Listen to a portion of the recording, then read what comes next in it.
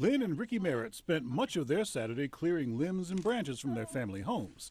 We caught up with them at their nephew's place after seeing more damage in this part of Orange County. They knew really rough weather arrived overnight after hearing just a lot of hard rain and a lot of noise, and all, you know, real strong wind. Didn't last long at all. It didn't. You know, had to wait probably an hour or more before you come outside because all the sharp lightning and all. So when we came out, you know, seen this tree here, looked down towards my old place here, and it was just limbs and trees everywhere. They lost power for a while, too.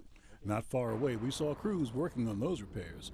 Back at the Merritts, the couple suspects a tornado blew over trees like this one, which stood for about a century before giving way to what Sheriff Charles Blackwood calls a possible microburst.